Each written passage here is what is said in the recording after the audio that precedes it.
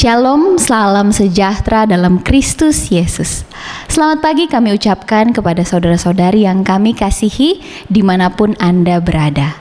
Selamat datang kembali dalam seri seminar kesehatan dan kebangunan rohani yang diambil dari buku Daniel dengan tema besar Allah Peduli. Pernahkah Anda bertanya, masih adakah yang dapat Anda percaya? Di tengah dunia yang penuh dengan kepalsuan, rasa curiga, bahkan pengkhianatan, kadangkala bahkan orang-orang yang terdekat sekalipun mengecewakan kita. Apakah Anda setuju dengan hal ini?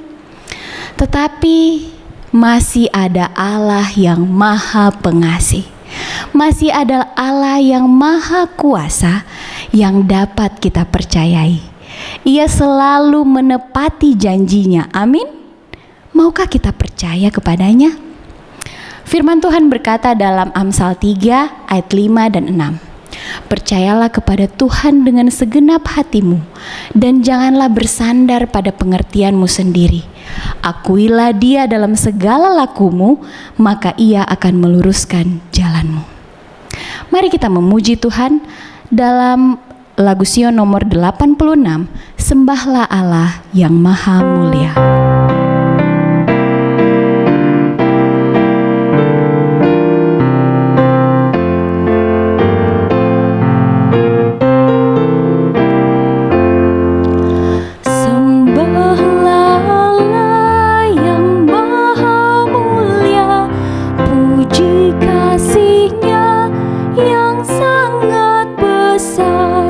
Benteng dan penolong yang maha kuasa, bertahta di surga Allah yang benar. Masyurkan kodrat serta rahmatnya dan kemuliaannya yang hebat. Nyatalah kuasanya di jagat raya, di darat dan topan dan embun lebat. Rahmat-Mu ya Tuhan tak terduga, betapa besar di dalam dunia. Terdapat di darat, laut dan udara, olehnya manusia bersuka cita. Ya halik Engkau penolong kami, pemelihara hidup umat-Mu. Kasih-Mu Tuhan kekal dan abadi, Engkaulah penebus seluruh umat-Mu.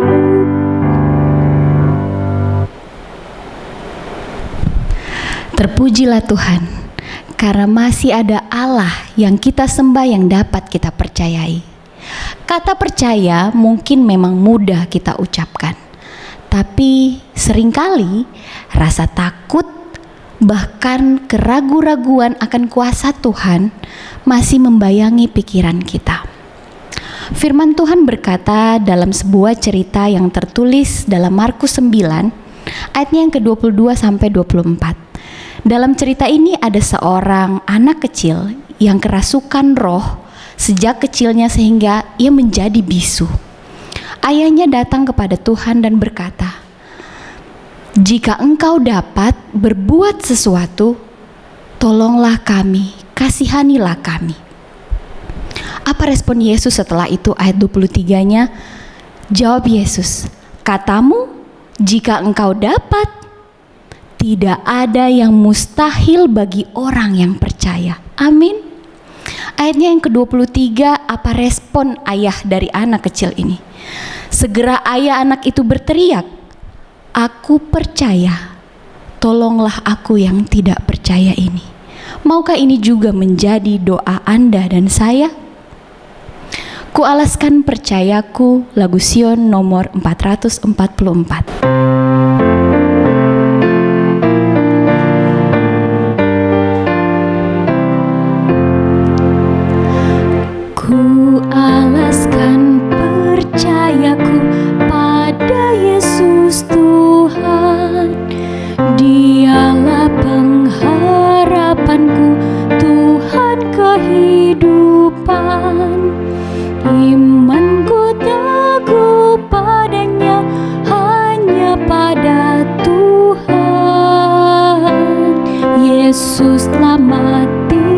dan bangkit, beriku keselamatan. Yesus sudah selamatkanku, takutku lenyaplah. Meski besarlah dosaku, aku disambutnya. Imanku teguh padanya, hanya pada Tuhan. Yesus telah mati dan bangkit, beriku keselamatan. Aku percaya firman-Nya, firman kehidupan. Dalam Yesus dan darah-Nya aku diselamatkan. Firman-Ku teguh padanya, hanya pada Tuhan. Yesus telah mati dan bangkit, beriku keselamatan. Yesus penyembuh yang agung, mencari yang sesat. Diserahkan seluruh hidupnya agar aku selamat. Imanku teguh padanya, hanya pada Tuhan. Yesus telah mati dan bangkit, beriku keselamatan.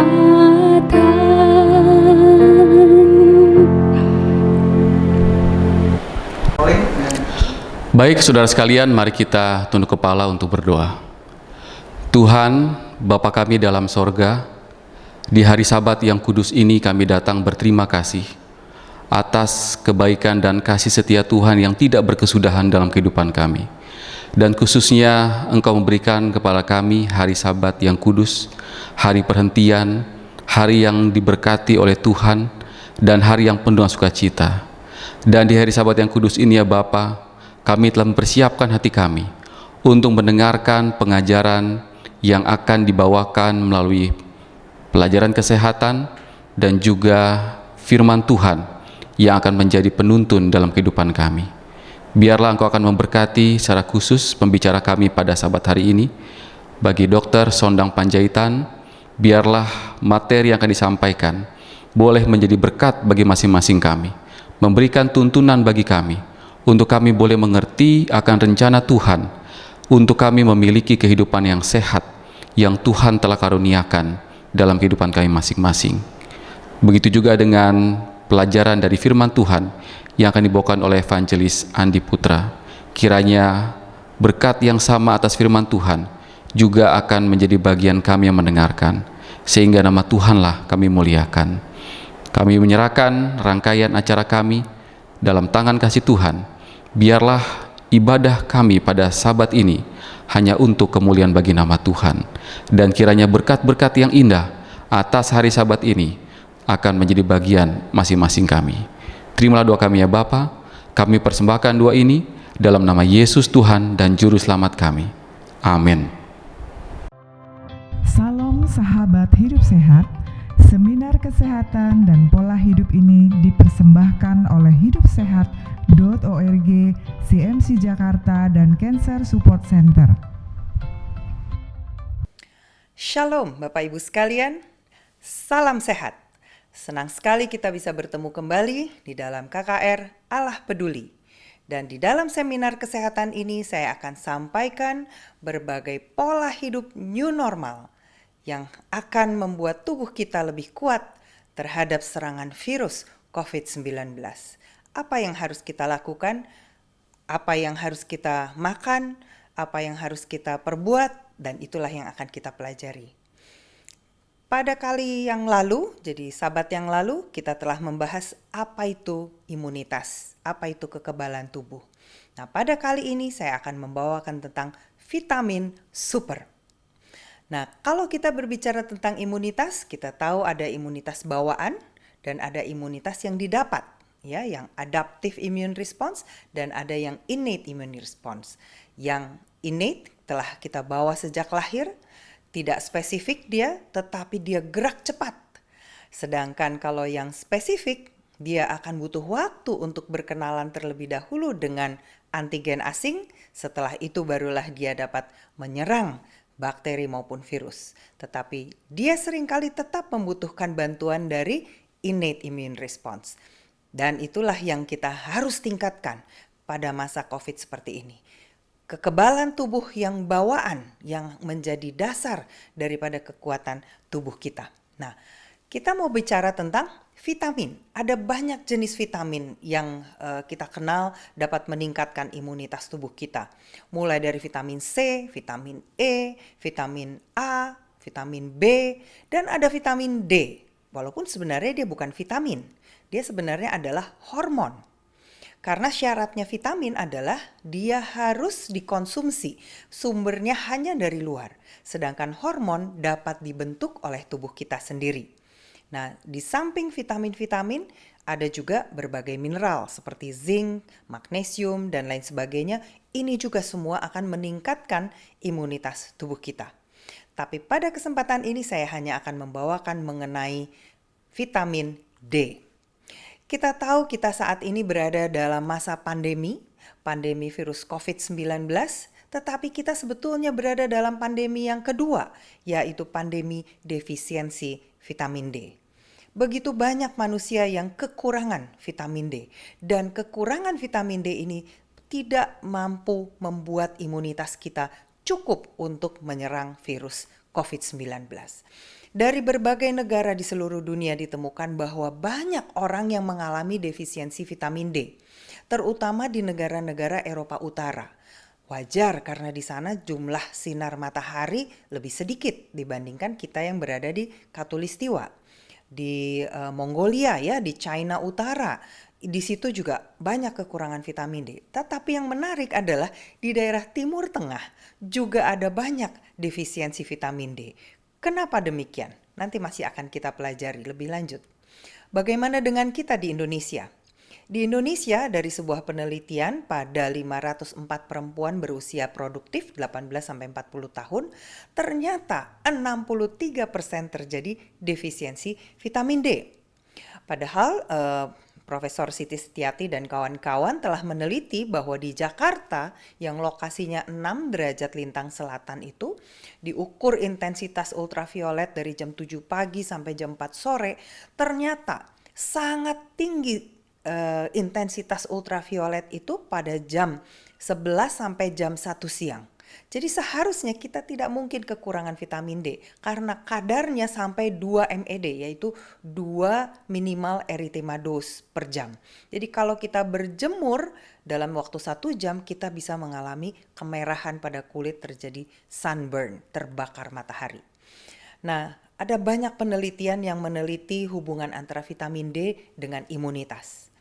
Vitamin D dapat memodulasi imunitas bawaan yang saya sebutkan tadi, innate immunity, dan adaptive immune response juga akan dimodulasi, ditingkatkan dengan adanya vitamin D.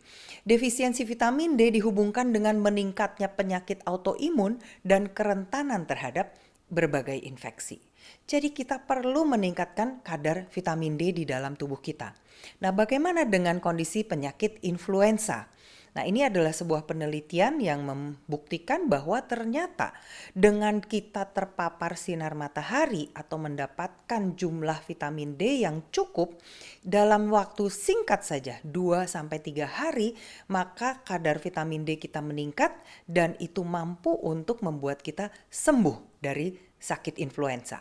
Dosisnya adalah 50.000 international unit single dose atau diberikan dengan 10.000 international unit sebanyak 3 kali sehari, cukup dengan 2 hari. Yang simpelnya adalah kita kalau lagi flu, nggak enak badan, pegel-pegel, keluar saja sebentar, kita berjemur, kita langsung merasa lebih segar. Langsung badan kita akan membentuk vitamin D dan kita menjadi sehat kembali dalam waktu yang sangat singkat. Ini sebuah penelitian yang lain yang bercerita tentang bagaimana orang-orang yang menderita influenza ternyata bisa masuk ke dalam kondisi yang namanya ARDS, Acute Respiratory Distress Syndrome. Ini adalah kondisi di mana terjadi kegagalan dari paru-paru sehingga dia akan sesak napas dan mengancam jiwanya. ternyata pada orang-orang yang memiliki kekurangan vitamin D, jadi kalau defisiensi vitamin D, inilah yang memiliki kerentanan untuk terjadi ARDS. Sama seperti kondisi pada COVID-19. Ya. Nah, ini beberapa kelompok peneliti yang lain mencoba mengumpulkan data-data dari berbagai penelitian. Apakah ada hubungan kadar vitamin D yang rendah dengan angka kematian yang lebih tinggi? Baik akibat influenza, akibat diabetes, darah tinggi, penyakit kardiovaskular, dan sebagainya. Ternyata selalu berbanding terbalik. Kalau kadar vitamin D rendah, angka kematian menjadi tinggi. Sebaliknya, kalau kadar vitamin D-nya cukup, dia akan tetap sehat. Ya. Dan bahkan kalau kita lihat di situ ada interleukin 6, ada C-reactive protein. Ini adalah dua zat yang biasanya ditemukan pada cytokine storm, pada badai sitokin. Kita tahu pada COVID-19 ada badai sitokin. Dan kalau kadar vitamin D-nya cukup tinggi, dia tidak akan terjadi badai sitokin. Ini sebuah penelitian di Indonesia, diteliti oleh Dr. Raha Rusuna mengenai pattern atau pola dari kematian akibat COVID-19 dihubungkan dengan kadar vitamin D. Dan coba kita perhatikan, kalau kadar vitamin D-nya kurang dari 20 nanogram, maka komorbiditas atau penyakit-penyakit penyerta seperti darah tinggi, diabetes, penyakit kardiovaskular, penyakit jantung, itu jumlahnya tinggi, 80%. Sedangkan kalau kadar vitamin D-nya di atas 30 nanogram per mililiter, artinya dia normal, penyakit-penyakit penyerta hanya 18,8%. Dan kalau kita lihat angka kematian akibat COVID-19, ini khusus pada COVID-19, yang memiliki komorbiditas dan kadar vitamin D-nya rendah, hampir pasti terjadi kematian. 98,9% terjadi kematian. Sedangkan yang memiliki kadar vitamin D yang cukup di dalam darahnya, hanya 4,1% kematian terjadi. Jadi mereka menyimpulkan bahwa mayoritas pasien memiliki COVID-19 disertai dengan insufisiensi atau defisiensi vitamin D, kebanyakan meninggal dunia. Dan bahkan kalau sudah dikontrol untuk usianya, untuk jenis kelamin, komorbiditasnya, dan dinilai kadar vitamin D di dalam darahnya, ternyata tetap terdapat hubungan antara kejadian kematian akibat COVID-19 dengan kadar vitamin D yang rendah tersebut. Nah, berapa sebetulnya kadar vitamin D yang normal? Kadar yang normal adalah di atas 30 nanogram per mililiter. Kalau kurang dari itu disebut insufisiensi, tapi kalau sudah di bawah dari 20 nanogram disebut sebagai defisiensi atau sangat kekurangan. Nah, ini adalah sebuah penelitian yang membuktikan bahwa sebetulnya kadar vitamin D di dalam darah kita tidak cukup sebetulnya hanya dengan 30 nanogram. Dan dulu dianggap bahwa makan makanan atau terpapar matahari untuk mendapatkan vitamin D yang cukup, sebetulnya dulu dikatakan 400 sampai 600 unit saja, international unit sudah cukup. Tetapi itu hanya cukup untuk membuat tulang kita tidak lembek, ya, tidak mengalami penyakit riketsia. Untuk meningkatkan imunitas dibutuhkan dosis yang jauh lebih tinggi dari itu. Dan ini hasil penelitiannya adalah dia katakan target kita adalah 50 sampai 80 nanogram di dalam darah. Nanogram per mililiter di dalam darah. Jadi bukan hanya sekedar 30 nanogram.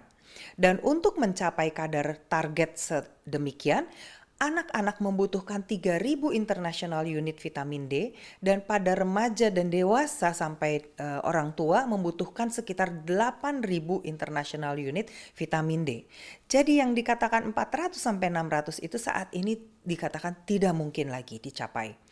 Dan bahkan dari Vitamin D Council, ini adalah sebuah lembaga yang biasanya akan memberikan rekomendasi mengenai kadar vitamin D, mereka katakan angka yang sufficient, angka yang mencukupi dari kadar vitamin D untuk membuat seseorang itu kuat, imunitasnya kuat, tidak terkena berbagai penyakit seperti penyakit autoimun, diabetes, dan darah tinggi dan sebagainya adalah 40-80 nanogram per mililiter, dan yang disebut sebagai high normal adalah 80-100 nanogram.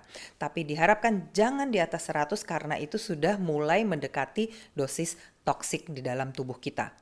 Nah, sumber utama dari vitamin D adalah sinar matahari. Sinar matahari kita akan mengubah zat yang namanya 7-dehidrokolesterol menjadi previtamin D3. Kemudian masih akan melalui 2 macam enzim lainnya yang diproduksi di liver dan yang diproduksi oleh ginjal, barulah akan terbentuk vitamin D3 yang aktif, yaitu yang namanya 1,25 dihidroksivitamin D3. Nah, sinar matahari yang mampu mengubah 7-dehidrokolesterol itu hanya panjang gelombang ultraviolet B saja. Bukan ultraviolet A, bukan sinar yang lainnya, tapi hanya ultraviolet B saja. Dan bahan dasarnya adalah 7-dehidrokolesterol. Kok ada kolesterolnya di sini? Betul, itu adalah zat yang diproduksi oleh liver kita. Kalau kita terpapar sinar matahari, maka tubuh kita bukan hanya membentuk vitamin D3 yang aktif, yang 1,25 dihidroksivitamin D3, tubuh kita juga akan membentuk yang namanya tachysterol dan lumisterol. Ini adalah 2 zat yang dapat disimpan menjadi cadangan bila kita tidak mendapatkan sinar matahari, kita bisa gunakan zat-zat tersebut menjadi vitamin D3 yang aktif. Jadi kalau kita terpapar matahari dalam jangka waktu yang agak lebih lama, kita tidak akan terjadi keracunan atau toksisitas vitamin D karena bisa disimpan. Jadi ada bank, seperti bank cadangan simpanan kita di dalam tubuh kita. Luar biasa, Tuhan berikan tubuh kita bisa menyimpan vitamin D tersebut. Nah, yang berbahaya adalah kalau orang minum obat-obat golongan statin. Ya, ada banyak jenis golongan statin, salah satu yang sering digunakan simvastatin. Ini akan menghambat produksi 7-dehidrokolesterol. Sehingga tidak akan terbentuk kolesterol, memang itu yang diharapkan. Tetapi pada saat yang sama, 7-dehidrokolesterolnya tidak dapat diubah menjadi vitamin D. Nah, ini kalau kita lihat rumus kimianya agak rumit ya. Tapi kalau kita perhatikan 7-dehidrokolesterol bisa berubah menjadi kolesterol. Tapi pada saat yang sama 7-dehidrokolesterol kalau kita terpapar sinar matahari dapat diubah menjadi vitamin D3 yang aktif, yang namanya cholecalciferol. Ya. Nah, obat golongan statin akan menghambat jauh di bagian atas dari proses rumus kimia tersebut. Sehingga tidak akan dihasilkan 7-dehidrokolesterol sehingga orang yang minum obat-obatan tersebut tidak akan mampu membentuk vitamin D3. Nah, sinar matahari kita tahu ada sinar ultraviolet C, ultraviolet B, dan ultraviolet A. Nah, yang paling penting bagi kita untuk membentuk vitamin D adalah hanya ultraviolet B. Tapi harus diingat, ultraviolet B itu panjang gelombangnya pendek. Dan dia jumlahnya hanya sedikit, hanya 5% dari seluruh ultraviolet yang sampai di muka bumi dan sampai di permukaan kulit kita. Dan ultraviolet B ini hanya merupakan 0,5% dari seluruh sinar yang sampai di permukaan bumi ini.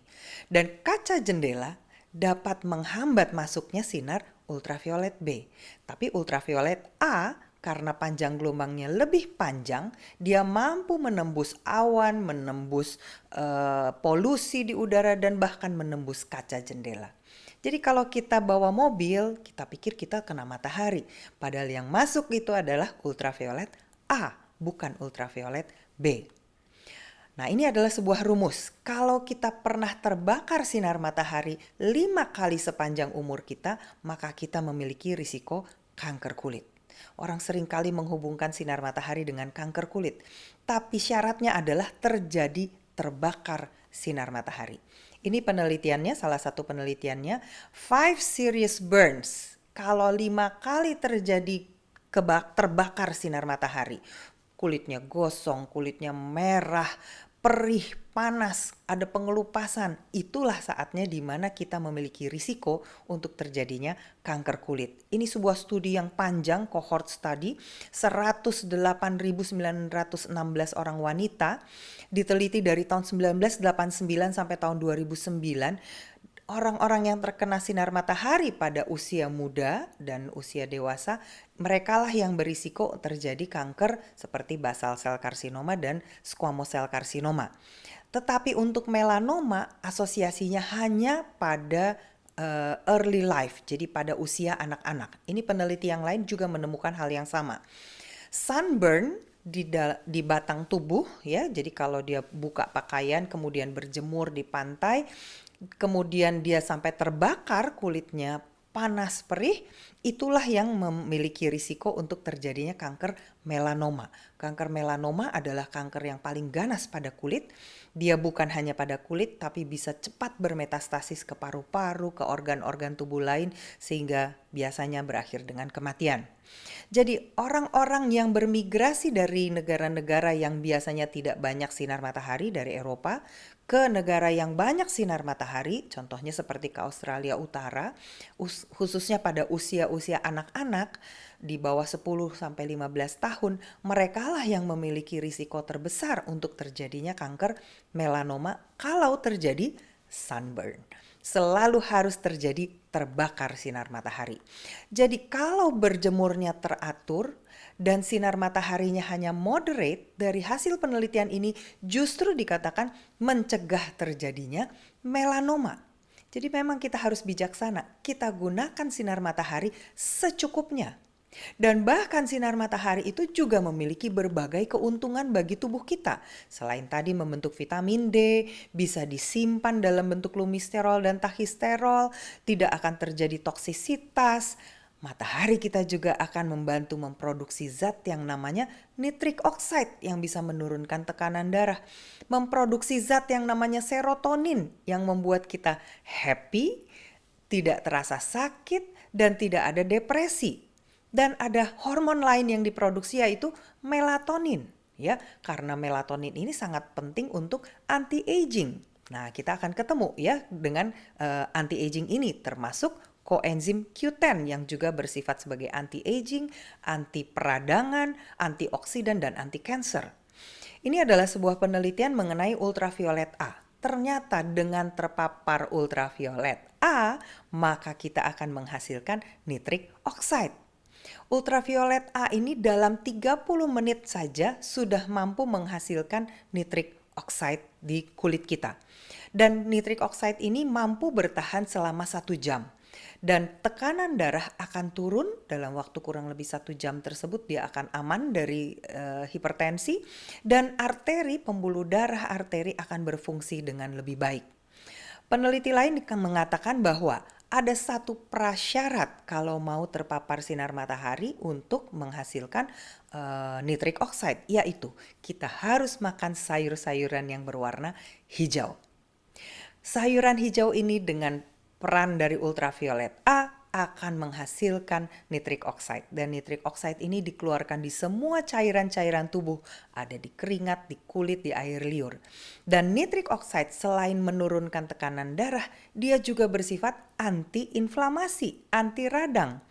Pada era seperti sekarang COVID ini kita sangat membutuhkan bahan-bahan obat-obatan dan bahkan antioksidan alami dari tubuh kita seperti nitric oxide yang bekerja sebagai anti peradangan. Juga sebagai antimikroba, sebagai yang membantu penyembuhan luka, homeostasis kulit, dan regulasi apoptosis ya untuk mencegah terjadinya kematian sel. Dan bahkan kalau kita makan sayuran hijau, kita tahu ada zat yang namanya klorofil. Zat ini akan diubah kalau kita terpapar sinar ultraviolet A dan infrared menjadi koenzim Q10. Koenzim Q10 ini adalah suatu zat di dalam tubuh kita yang bekerja sebagai antioksidan yang sangat kuat. Anti radang, kita ketemu lagi nih anti radang, anti kanker, dan anti aging. Luar biasa. Jadi seperti saya katakan di awal, kita kalau bicara tentang antivirus meningkatkan imunitas, saat yang sama dia juga bekerja sebagai zat yang anti aging. Ini dari peneliti lain mengatakan bahwa fitonutrien, zat-zat makanan yang ada zat fitokimianya di dalam tumbuh-tumbuhan ini bekerja untuk membuat kulit kita lebih sehat. Dan bahkan kalau kita terpapar sinar matahari dengan kita makan makanan buah-buahan, sayur-sayuran yang hijau tadi yang mengandung alfa tokoferol, golongan flavonoid, beta karoten itu yang berwarna orange, kuning, kemudian lycopene yang warnanya merah ya, lutein, ini semua akan memproteksi kulit kita sehingga tidak terjadi kerusakan akibat sinar matahari. Penelitian yang lain, beta karoten dan bermacam-macam karotenoid yang lain ternyata menjadi proteksi terhadap sinar ultraviolet.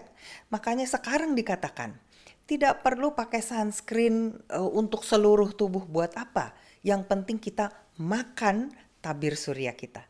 Tabir surya kita adalah berbagai fitonutrien yang ada di dalam sayur-sayuran dan buah-buahan ini. Membuat kulit kita tahan terhadap kerusakan akibat sinar ultraviolet yang berlebihan. Berapa lama sebenarnya kita harus terpapar ultraviolet B? Ini selalu pertanyaan yang terus-menerus ditanyakan kepada kami para dokter spesialis kulit.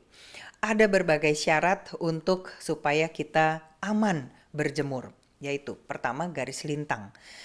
Kalau kita di Indonesia tidak perlu khawatir, kita berada di dekat garis khatulistiwa sehingga kita akan selalu memiliki sinar ultraviolet B dalam jumlah yang cukup.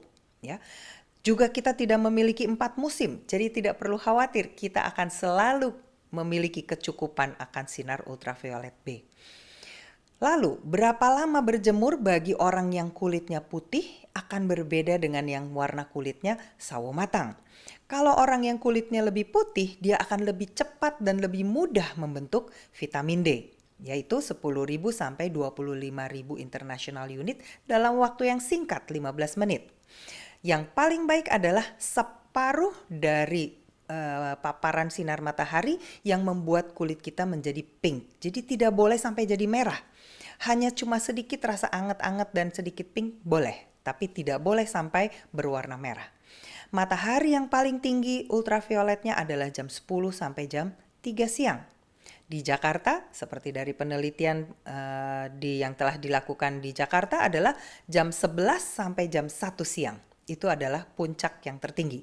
Dan pakaian, kaca, payung, sunscreen, tabir surya, ini semua akan menghambat produksi vitamin D.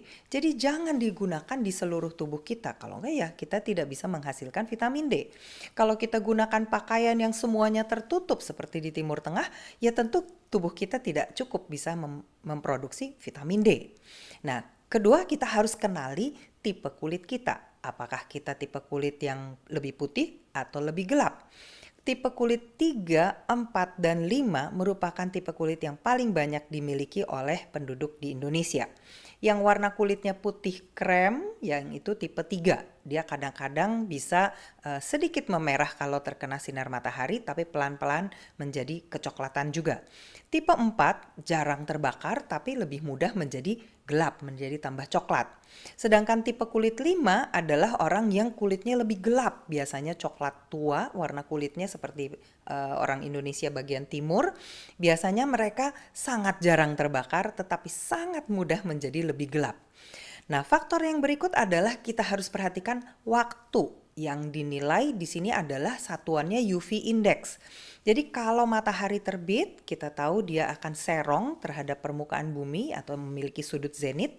Nah, semakin dia serong akan semakin sulit sinar ultraviolet B untuk tembus atmosfer sampai di permukaan bumi. Setelah dia sudah mulai sedikit lebih tinggi, sekitar 45 derajat, ya itu kira-kira sekitar jam 9 sampai jam 10 pagi, disitulah dia sudah mulai mampu untuk tembus ke permukaan bumi. Ultraviolet B itu biasanya lebih sulit untuk tembus. Nah, pada tengah hari bolong, tepat jam 12 siang, disitulah sinar ultraviolet B bisa sangat berlimpah, seluruhnya bisa ditumpahkan di muka bumi.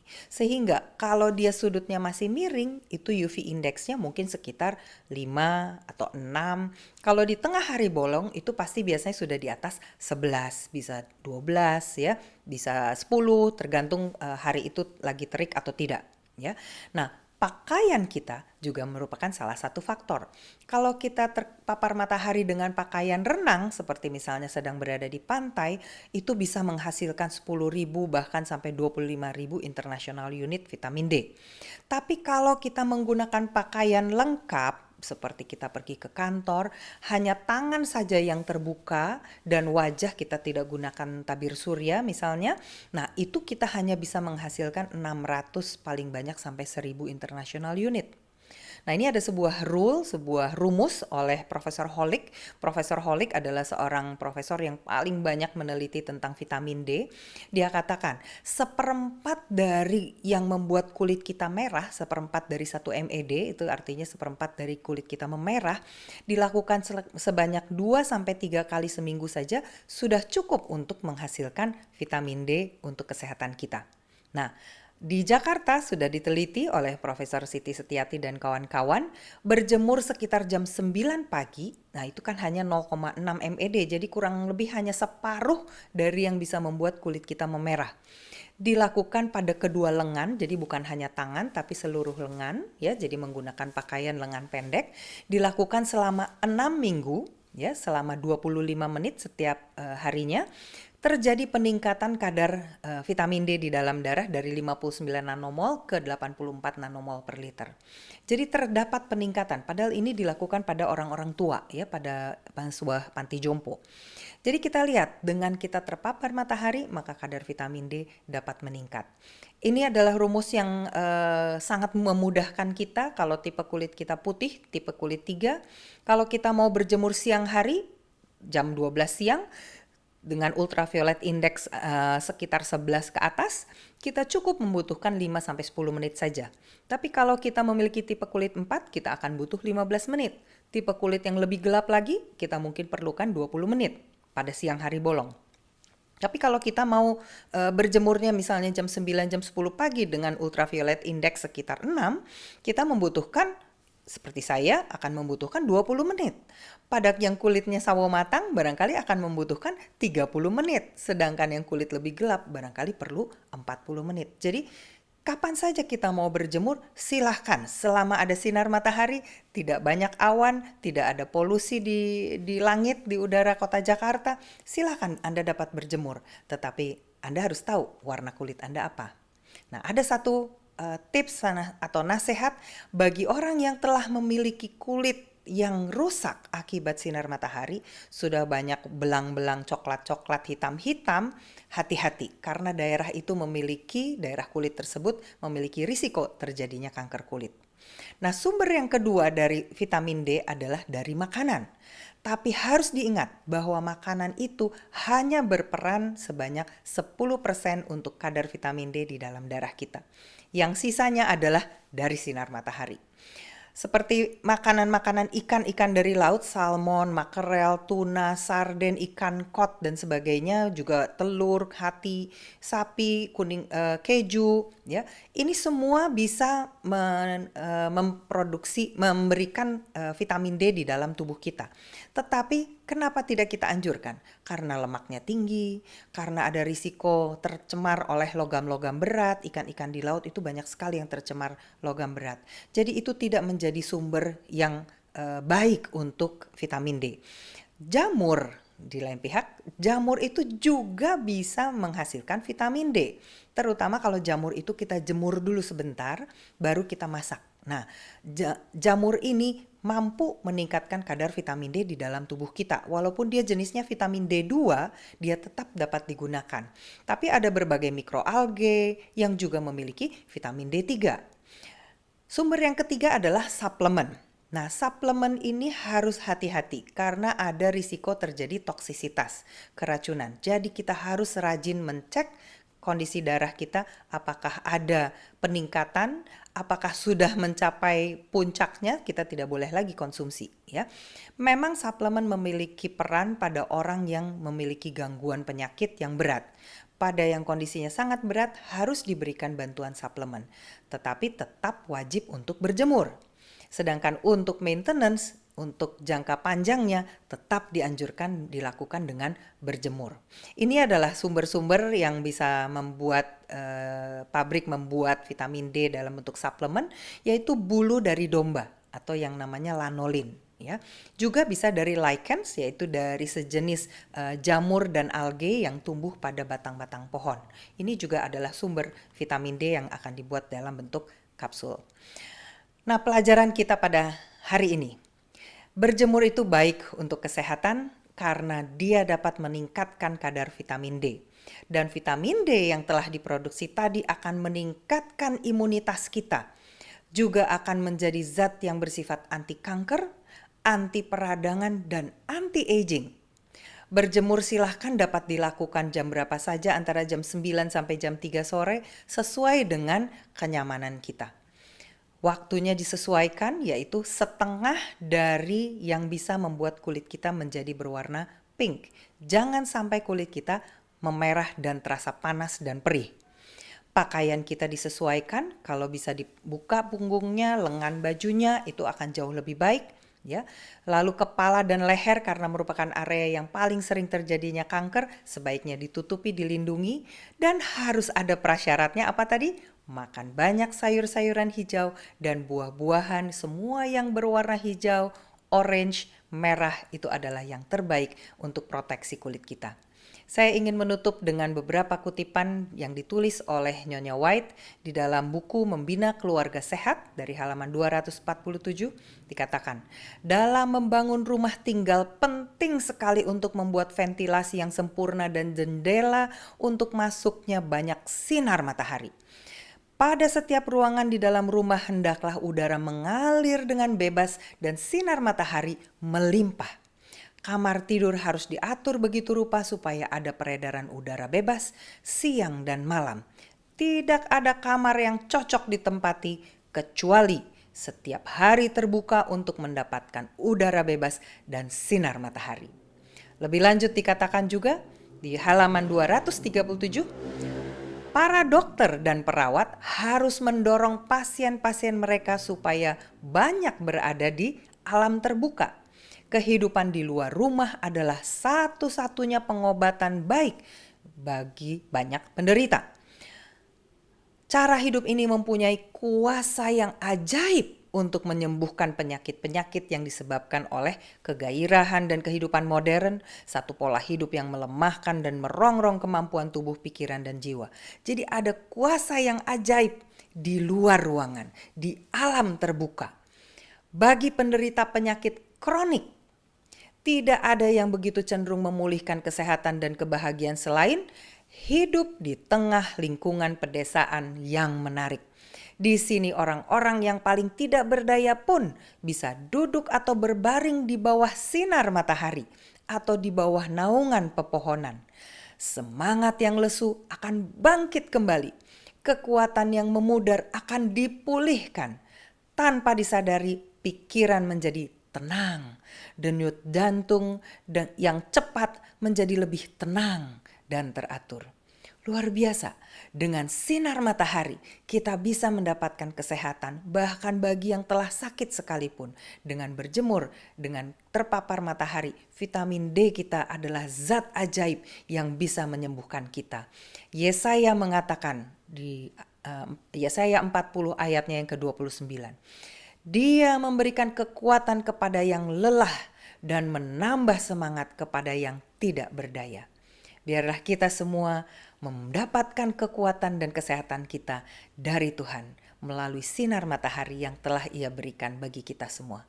Kiranya Tuhan memberkati kita. Salam sehat.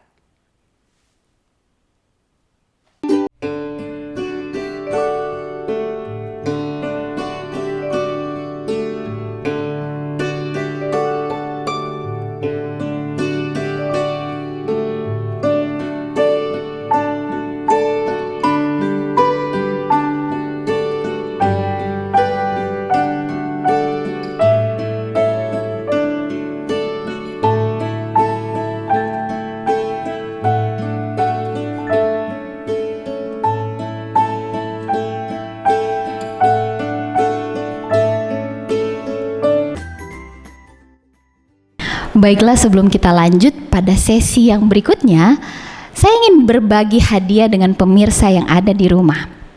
Seperti biasa, bagi 30 orang pertama yang menjawab pertanyaan kuis dengan benar dan cepat, akan langsung kami kirimkan hadiah ini untuk Anda. Oke, minggu lalu kita belajar bagaimana ada anak-anak muda Ibrani yang ditawan di Babylon. Kemudian di sana Raja Nebukadnezar berusaha untuk merubah karakter mereka. Dan salah satu caranya merubah karakter mereka adalah dengan merubah namanya. Raja Nebukadnezar merubah nama mereka menjadi nama dewa-dewa Babylon. Nah, pertanyaannya adalah, sebutkan nama 4 pemuda Ibrani ini beserta nama baru mereka di Babylon. Sekali lagi saya ulangi pertanyaannya. Sebutkan nama keempat pemuda yang dicatat dalam Daniel 1 beserta nama baru mereka di Babylon. Sekali lagi jawabannya dapat langsung Anda kirimkan ke nomor 0878 00123457. Dan jangan lupa menyertakan nama, kemudian alamat lengkap Anda sehingga kami dapat dengan mudah mengirimkan hadiah buku ini ke rumah Anda. Dan bila Anda memiliki pertanyaan terkait pembahasan yang kita bahas dari minggu ke minggu, Anda bisa mengirimkan pertanyaan Anda dan WA ke nomor 0878 00123457. Dan bila Anda merasa terberkati dengan setiap pelajaran, jangan lupa untuk like, subscribe, komen, kemudian share berkat yang Anda terima setiap kali menonton tayangan ini. Kami juga rindu mengundang saudara untuk bergabung dalam pelajaran Alkitab online melalui Zoom setiap hari Senin dan Selasa dan juga Kamis dengan tema besar Our Amazing God. Setiap hari Senin jam 3 dan jam 7 malam, jam 3 sore dan jam 7 malam, Selasa jam 3 sore, kemudian hari Kamis jam setengah 8 malam. Dan kami juga rindu untuk mendoakan saudara bila Anda memiliki permohonan doa dan rindu untuk didoakan. Sampaikan permohonan Anda melalui WhatsApp ke kami di nomor 0878 00123457. Dan marilah saat ini kita persiapkan hati kita untuk mengikuti acara selanjutnya.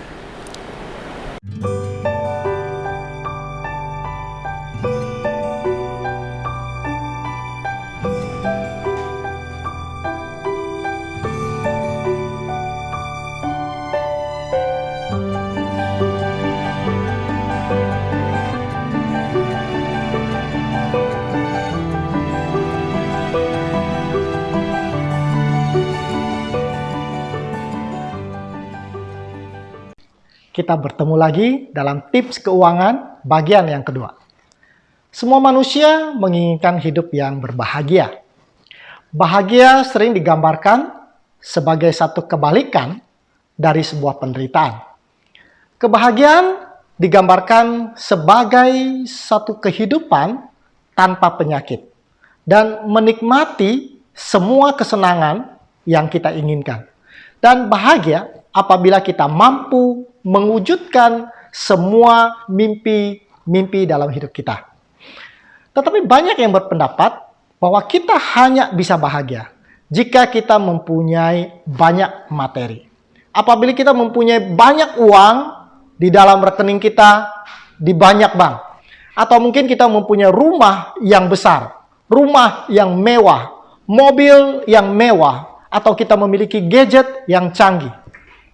Dunia terus mengiklankan benda-benda yang dipercaya dapat memberikan kebahagiaan kepada manusia. Tidak heran kita bekerja siang dan malam, membanting tulang untuk mencari uang, mewujudkan kebahagiaan kita. Dan tidak jalan dalam mencari uang, banyak yang mengorbankan keluarga, mengorbankan anak, bahkan mengorbankan Tuhan. Seorang remaja yang tinggal di Tiongkok bernama Xiao Chen. Dia berusia 17 tahun dan dia sangat ingin memiliki sebuah iPad. Masa itu masih iPad 2 yang merupakan simbol kemakmuran di negeri Tiongkok. Tapi dia tidak punya cukup uang dan dia dari keluarga yang juga tidak mampu. Dan satu kali dia melihat sebuah iklan online di internet yang menyebutkan bahwa ada agen yang bersedia membayar 22.000 yuan atau kurang lebih 29 juta rupiah untuk sebuah ginjal. Dan dia buru-buru menghubungi agensi tersebut dan kemudian Chen menawarkan diri untuk mendonorkan ginjalnya. Lalu dia mengikuti instruksi yang diberikan oleh agen tersebut dan tanggal 28 April tahun 2011 dia pergi ke rumah sakit di Zhengzhou, lalu dia melakukan operasi pembedahan dan kemudian ginjal dia dikeluarkan. 3 hari remaja tersebut keluar dari rumah sakit dan dia tidak langsung pulang ke rumah. Dia pergi ke toko iPad dan dia membeli sebuah iPad dan barang-barang elektronik lainnya sebelum dia pulang ke rumahnya. Rupanya prosedur operasi tidak berjalan lancar seperti yang dia bayangkan. Alih-alih dia mendapatkan kebahagiaan, anak tersebut harus kehilangan ginjal yang satu lagi akibat infeksi. Dan dia hidup dengan cuci darah seumur hidupnya. Membahas uang dan kebahagiaan memang menarik. Tak heran majalah Time dalam salah satu edisinya tampil dengan judul The Science of Happiness, ilmu pengetahuan tentang kebahagiaan. Ini adalah sebuah topik yang luar biasa bagi sebuah majalah sekuler seperti Time. Dan majalah Time mencoba untuk mencari hubungan antara kebahagiaan dengan jumlah uang yang dimiliki oleh manusia. Dan inilah data yang disajikan oleh majalah Time. Mari kita lihat, katanya adalah negara Jepang sebagai satu contoh soal.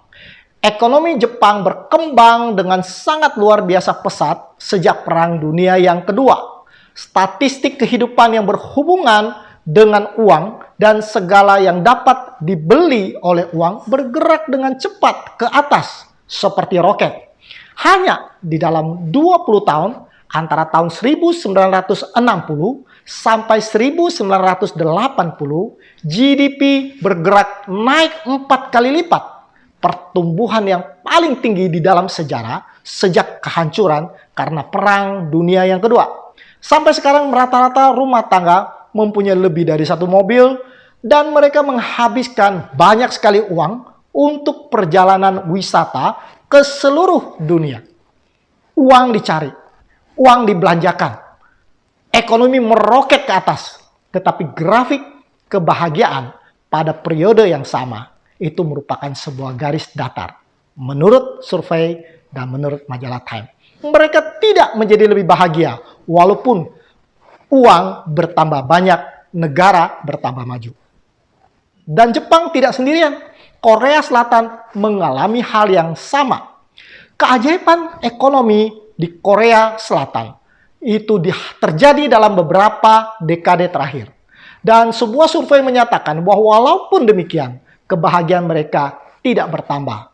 Sekalipun GDP-nya bertumbuh dengan pesat. Bagaimana dengan Amerika Serikat? Sebuah polling itu dibuat oleh US National Opinion Research Center di tahun 1950. Dan research itu menemukan bahwa sepertiga orang Amerika menggambarkan di mereka sangat bahagia. Dan sejak itu, polling itu diadakan secara berkala sampai kepada hari ini.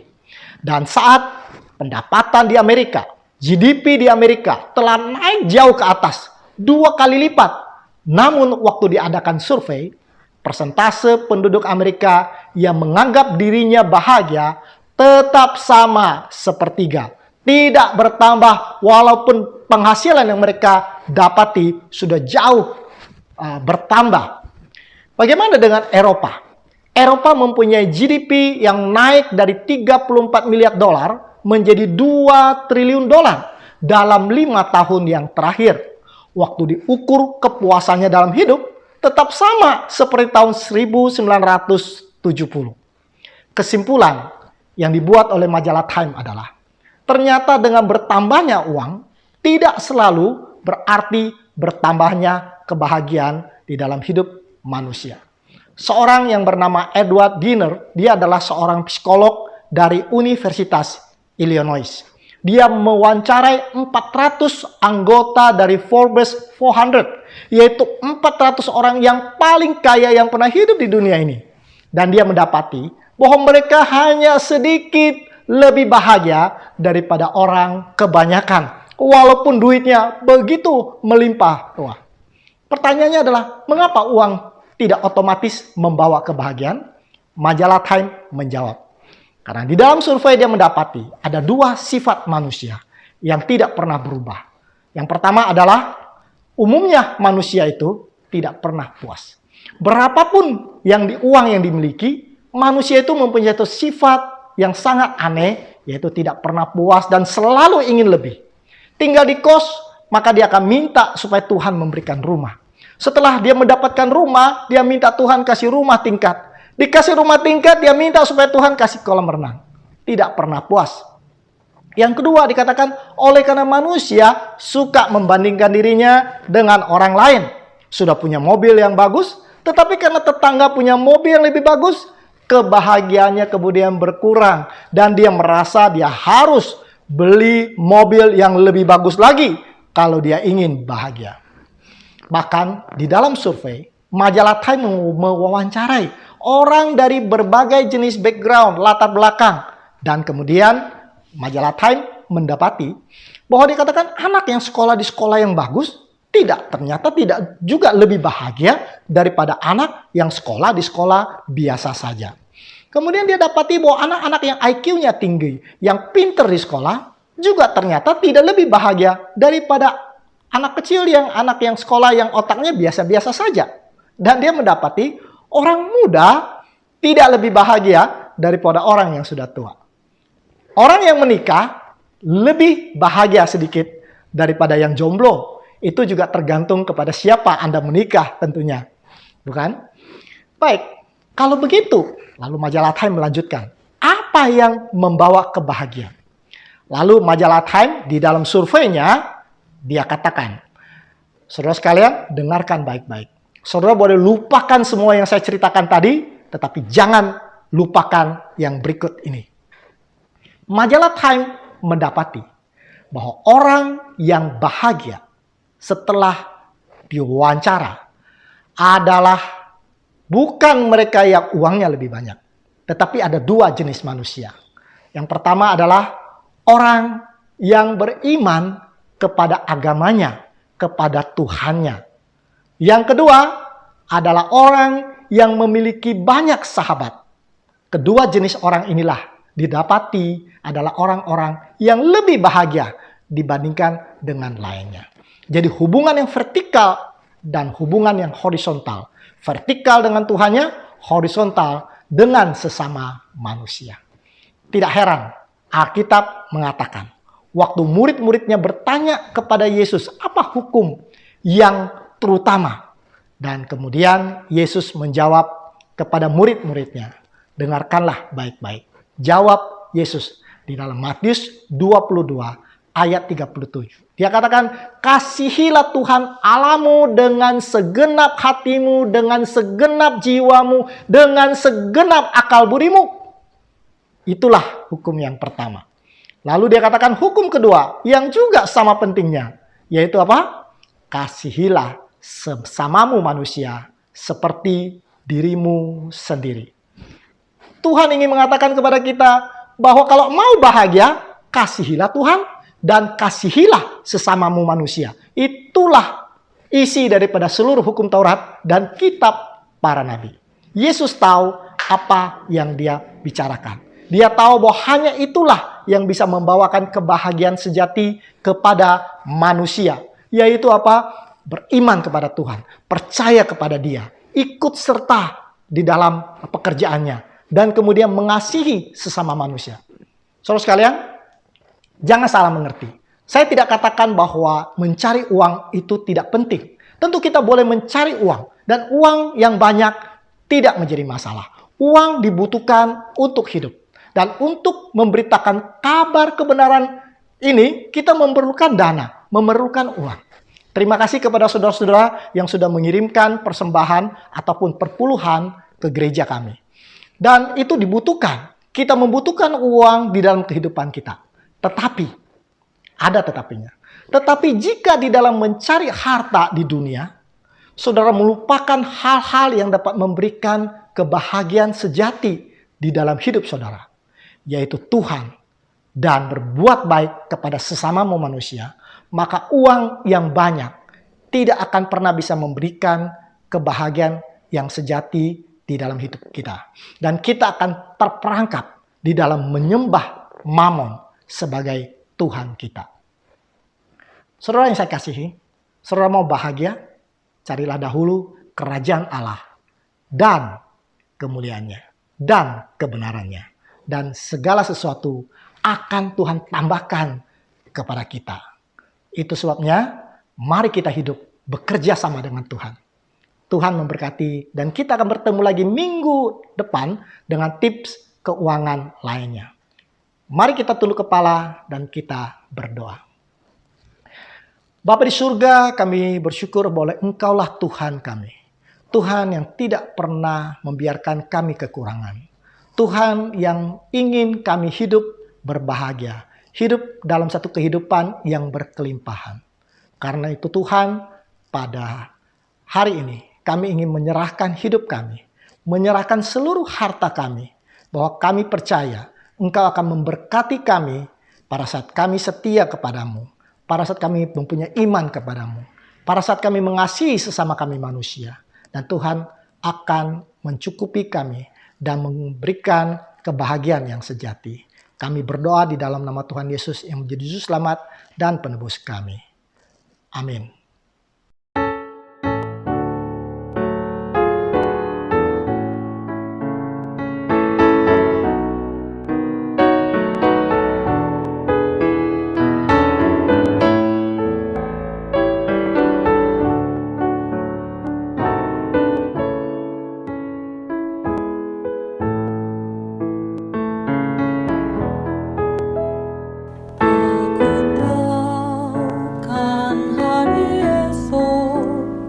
Namun langkahku tegak, bukan surya ku harapkan, karena surya akan lenyap. Oh tiada ku gelisah akan masa menjelang. Ku berjalan serta Yesus, maka hatiku tenang. Banyak hal tak ku pahami dalam masa menjelang, tapi terang bagiku ini tangan Tuhan yang pegang.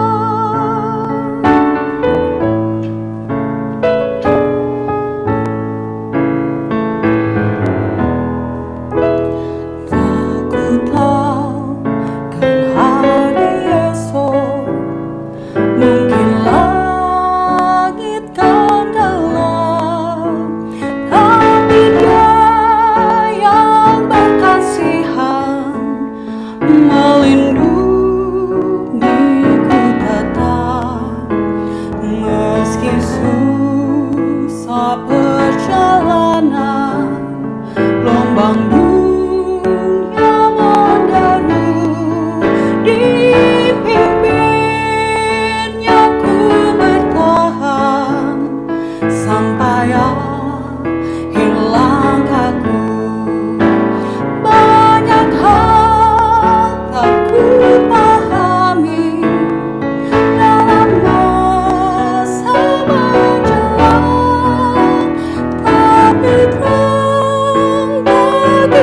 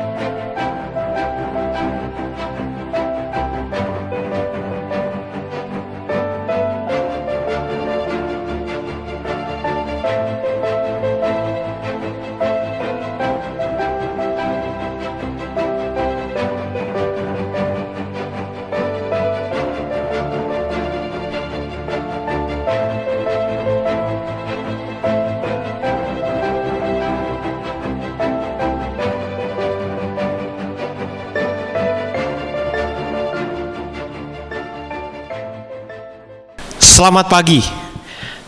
Terima kasih sudah kembali lagi Anda menghadiri dan menonton akan acara kami, yaitu suatu seri mengenai kitab Daniel yang bertemakan bahwa Allah peduli terhadap hidup kita. Nah, minggu yang lalu kita sudah membahas bagaimana Tuhan adalah Allah yang peduli dan Allah yang tetap memegang kendali. Dan fokus kita harus kepada Dia, mencari akan firman-Nya, mencari akan karakternya. Nah, pada hari ini kita akan belajar satu pelajaran yang sangat menarik dengan judul Sumber yang Terpercaya. Satu saat ketika saya kecil dan ketika saya beranjak remaja, saya sangat menyukai salah satu film kartun yang selalu muncul di televisi kita setiap jam 8 pagi di hari Minggu. Kalau Anda masih ingat, film itu adalah film Doraemon. Saya pikir banyak dari antara kita mengetahui, bahkan mengenal, dan mungkin fans dengan film kartun Doraemon ini. Buat Anda yang belum pernah lihat atau belum pernah nonton, saya ingin menceritakan sedikit latar belakang daripada cerita ini. Film Doraemon ini mengisahkan seekor kucing android dari masa depan yang datang ke masa yang sekarang untuk membantu seorang anak yang bernama Nobita. Nah, Nobita ini dikisahkan adalah seorang anak lelaki yang sangat lemah. Dia tidak memiliki kemampuan apa-apa. Dia sering dibully oleh teman-teman sekolahnya. Ujian dan ulangannya selalu jelek. PR selalu banyak yang salah. Dan selalu tertinggal dalam hal pelajaran di sekolahnya. Nobita sangat menyukai seorang teman wanitanya yang bernama Shizuka. Tetapi seperti punguk merindukan bulan, Shizuka lebih memilih Dekisugi yang adalah anak terpandai di kelas mereka. Tetapi untung bagi Nobita, Doraemon, kucing android itu datang menjadi penolong kepada hidupnya di zaman itu. Dan semenjak kedatangan Doraemon dari masa depan ke kehidupan daripada Nobita, apapun yang menjadi masalah daripada Nobita, maka Nobita akan datang kepada Doraemon dan Doraemon akan membantunya untuk menyelesaikan masalahnya. Doraemon memiliki sebuah alat yang namanya kantong ajaib di bagian depan perutnya, dan dari kantong ajaibnya itu banyak sekali macam-macam alat yang keluar untuk membantu Nobita menyelesaikan masalah-masalahnya. Dari mulai sesuatu yang membantu Nobita untuk mengingat apa yang dia sudah pelajari, lalu sampai membantunya untuk supaya jangan dibully oleh teman-temannya. Bahkan Nobita bisa membantu merubah akan masa depan Nobita, sehingga pada akhirnya Nobita menikah dengan wanita pujaannya yang bernama Shizuka. Doraemon dengan kantong ajaibnya ini memang sumber yang dapat dipercaya pada film tersebut. Apapun yang menjadi masalah Nobita, dia bisa datang ke Doraemon, dan sangat sederhana, Doraemon hanya mengambil alat dari kantong ajaibnya dan masalah terselesaikan. Tentu sangat-sangat indah kalau saja kita punya Doraemon. Tapi ketika kita kembali ke realita dan saya bertumbuh menjadi dewasa, saya menyadari bahwa Doraemon hanyalah suatu cerita fiksi khayalan manusia. Kita semua suka dengan sosok Doraemon, tapi kenyataannya tidak demikian. Ketika kita menghadapi masalah, seperti Nobita akan mencari sumber yang terbaik. Kita akan mencari segala hal yang terbaik yang kita bisa dapatkan, yang kita bisa ketahui. Tetapi di sekian banyak informasi yang ada di dunia ini, ada begitu banyak hoax ya yang beredar, dan sulit sekali untuk mencari sumber yang terpercaya untuk mendapatkan jawaban dan jalan keluar. Hari ini ketika kita mempelajari kembali akan kitab Daniel, kita akan melihat suatu cerita dari seorang raja yang menghadapi masalah yang sama. Dan mungkin ketika kita melihat pengalaman daripada raja tersebut, kita akan menemukan siapa atau apa sumber yang terpercaya itu. Sebelum kita masuk kepada pembahasan kita, mari sama-sama kita tunduk kepala dan kita berdoa. Bapa di dalam sorga, ketika kami datang kepadamu Tuhan, kami memohon akan pimpinan Tuhan dalam kami belajar akan firman-Mu. Berikan kepada kami hati yang mau mendengar, dan bantu hamba-Mu untuk berbicara akan apa yang Engkau ingin katakan kepada kami. Biarlah Engkau semakin besar dan hamba-Mu semakin kecil. Di dalam nama Yesus kami berdoa dan mengucap syukur. Amin.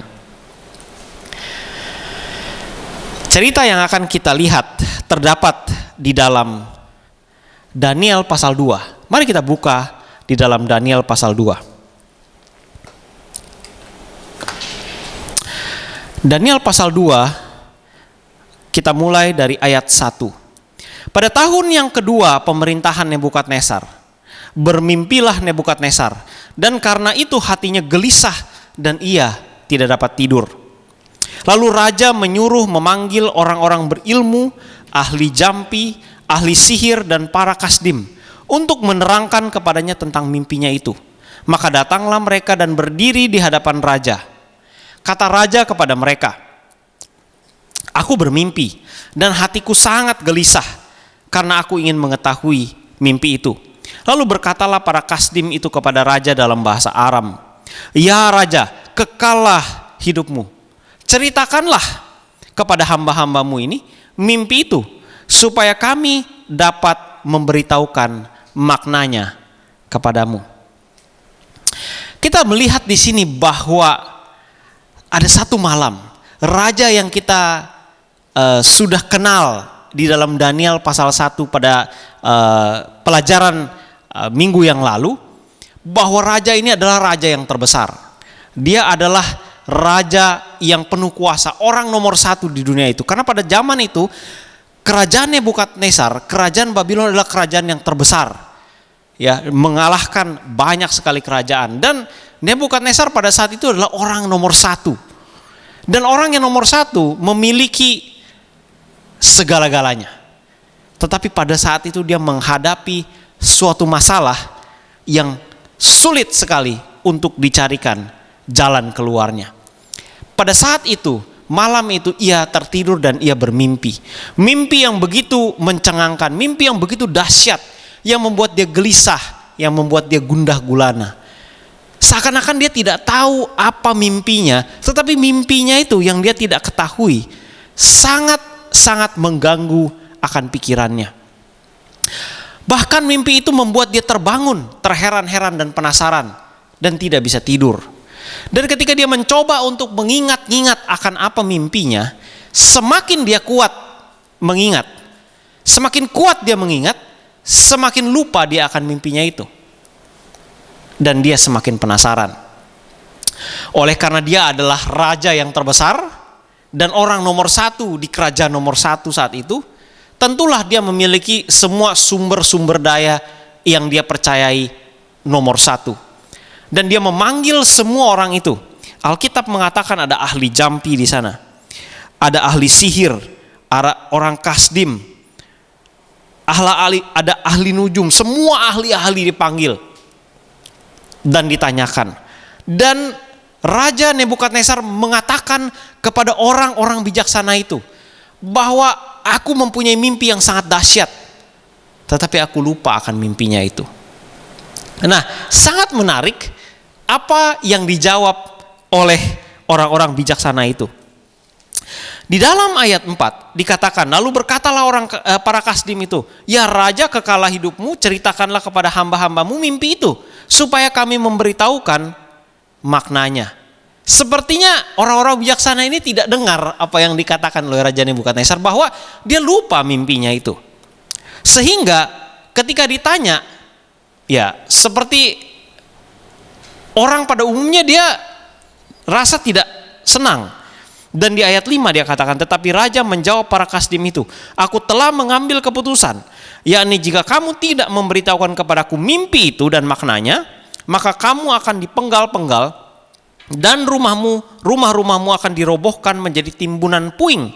Tetapi jika kamu dapat memberitahukan mimpi itu dengan maknanya, maka kamu akan menerima hadiah, pemberian dan kehormatan yang besar." Oleh sebab itu beritahukanlah kepadaku mimpi itu dengan maknanya. Jadi sekali lagi ditekankan oleh Raja Nebukadnezar bahwa aku tidak tahu mimpinya apa. Kamu yang orang-orang bijaksana, kamu seharusnya tahu lebih daripada apa yang manusia biasa tahu. Dan setelah itu menarik sekali, respon daripada orang-orang bijaksana ini justru bertanya kembali. Ya, kalau kita lihat di dalam ayat 7, mereka menjawab pula, silahkan tuanku raja menceritakan mimpi itu kepada hamba-hambanya ini, maka kami akan memberitahukan maknanya. Wah, ini membuat Raja Nebukadnezar menjadi murka, sehingga dia menjawab di ayat 9. Ayat 8. Jawab raja, aku tahu benar-benar bahwa kamu mencoba mengulur-ngulur waktu karena kamu melihat bahwa aku telah mengambil keputusan, yakni jika kamu tidak dapat memberitahukan kepadaku mimpi itu, maka kamu akan kena hukuman yang sama. Dan aku tahu bahwa kamu telah bermufakat untuk mengatakan kepadaku hal-hal yang bohong dan busuk sampai keadaan berubah. Oleh sebab itu ceritakanlah kepadaku mimpi itu, memberitahu supaya aku tahu bahwa kamu dapat memberitahukan maknanya kepadaku. Kalau kita mencoba untuk menyelami akan cerita ini, mengapa Raja Nebukadnezar begitu keras meminta kepada orang-orang bijaksana? Sebab Raja Nebukadnezar tahu bahwa orang-orang bijaksana ini mereka mengaku sebagai orang-orang yang tahu lebih dibandingkan orang biasa. Mereka adalah orang bijaksana yang mengetahui apa yang orang biasa tidak tahu. Ada yang ahli nujum, ada yang ahli perbintangan. Segala sesuatu mereka tahu akan mengenai masa depan seperti apa. Dari melihat bintang akan seperti ini. Dan merekalah yang menjadi penasehat daripada Raja Nebukadnezar. Dan Raja Nebukadnezar pada saat itu mengetahui bahwa melalui orang-orang bijaksana inilah Raja Nebukadnezar mengambil keputusan. Sehingga ketika pertanyaan ini ditanyakan dan ketika orang-orang bijaksana ini tidak bisa menjawab, maka timbul di dalam pikiran Raja Nebukadnezar bahwa jangan-jangan selama ini orang-orang bijaksana ini mengatakan hal-hal yang bohong, mencoba untuk mengatur akan keputusan-keputusan yang diambil oleh Raja Nebukadnezar bergantung kepada keinginan daripada penasehatnya. Itu sebabnya dia katakan, tidak ada gunanya mereka. Kalau kalian tidak bisa jawab akan apa yang menjadi mimpi saya, maka kalian seharusnya mati. Apakah kita di dalam hidup kita menghadapi masalah yang sama seperti masalah Raja Nebukadnezar? Kita semua memiliki masalah. Tidak ada orang yang hidup di dunia ini yang tidak punya masalah. Kadang-kadang masalah kita sangat besar sehingga membuat kita tidak bisa tidur. Mungkin kita memiliki masalah penyakit yang kita tidak tahu sakitnya apa. Atau mungkin kita tahu sakitnya apa dan sakitnya itu cukup parah, tetapi tidak ada yang dapat memberikan solusi yang tepat. Mungkin dari antara kita ada yang memiliki problema keuangan. Kita sudah mencari jalan keluar ke sana kemari, tapi tidak menemukan jawaban. Dan seperti orang-orang pada umumnya, ketika kita menghadapi masalah, kita akan pergi kepada orang yang paling ahli, yang paling tahu. Sama seperti Nebukadnezar, dia memanggil semua orang yang bijaksana di negerinya untuk menjawab, untuk memberitahukan solusi daripada masalahnya. Tetapi seperti Nebukadnezar, banyak di antara kita tidak dapat menemukan jawaban daripada masalah kita.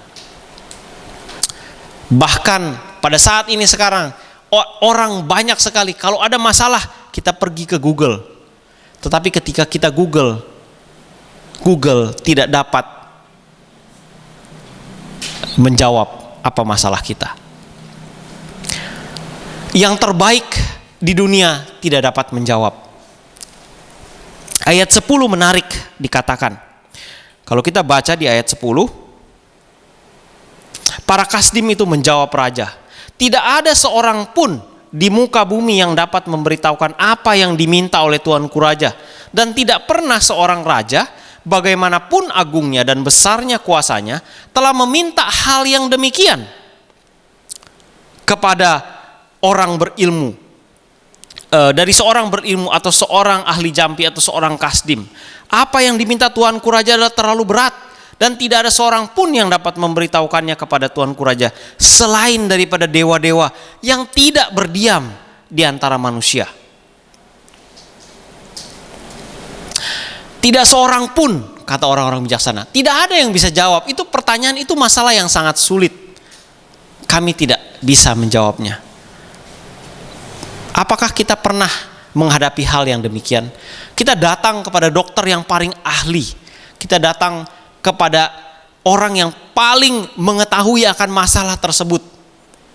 Dan orang tersebut yang kita harapkan memberikan solusi tidak dapat memberikan solusi yang kita harapkan.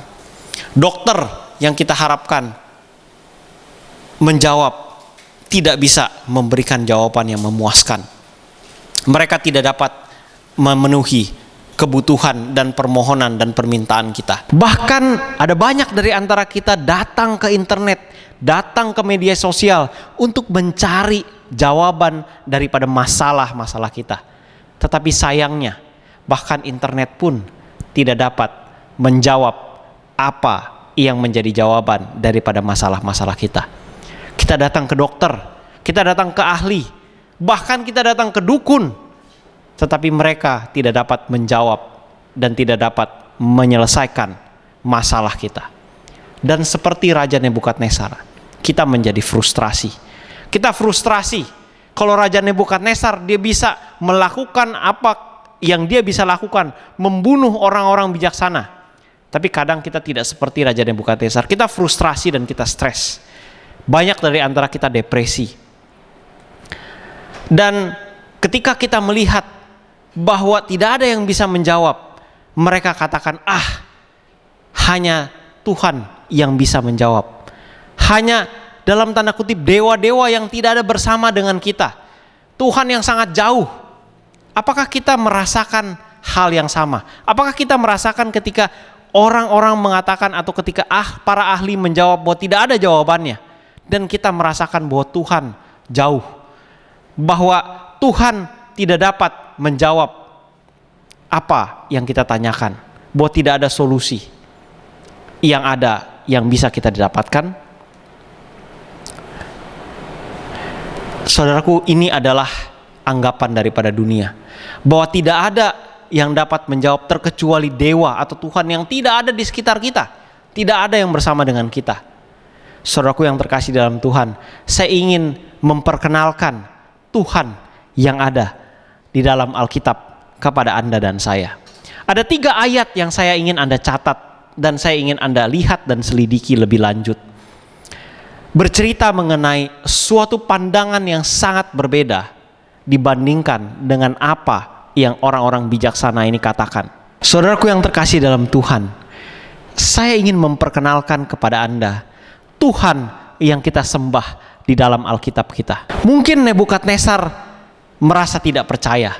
Mungkin Nebukadnezar seperti Anda dan saya, tidak percaya, seperti ini seperti mendengar penjual obat. Mungkin apa yang dikatakan oleh Daniel, mungkin hanya teori saja. Mungkin itu tidak benar. Tapi sangat menarik ketika Daniel memulai bagaimana dia menjawab dan menceritakan akan mimpinya. Daniel tidak memulai apa yang dia katakan langsung dengan menceritakan apa mimpinya. Tetapi di dalam ayat 29 menarik. Ini yang Daniel katakan. Sedang tuanku ada di tempat tidur, ya tuanku raja, timbul pada tuanku pikiran-pikiran tentang apa yang akan terjadi di kemudian hari. Ini sangat berbeda, ini sangat-sangat menarik. Sebab apa? Sebab dia tidak langsung menceritakan mimpinya, dia katakan apa yang sedang Raja Nebukadnezar lakukan sebelum dia tidur dan bermimpi. Saya yakin saudara bahwa ketika Daniel berkata seperti ini, Raja Nebukadnezar matanya langsung terbuka, matanya terbelalak dan dia mulai menyadari bahwa orang ini tahu akan apa yang dia mimpikan. Sebab apa? Sebab dia tahu persis apa yang terjadi sebelum dia memimpikan akan mimpi itu. Ya, pada zaman itu tidak ada CCTV. Jadi bagaimana Daniel bisa tahu akan apa yang dia mimpikan, akan apa yang dia pikirkan sebelum dia bermimpi? Saat itu Daniel langsung menjadi pusat perhatian daripada Raja Nebukadnezar. Dan ketika kita melihat akan apa mimpinya, mari sama-sama kita baca di dalam ayat 29 sampai 38. Sedang tuanku raja ada di tempat tidur, ya tuanku raja, timbullah pada tuanku pikiran-pikiran tentang apa yang akan terjadi di kemudian hari.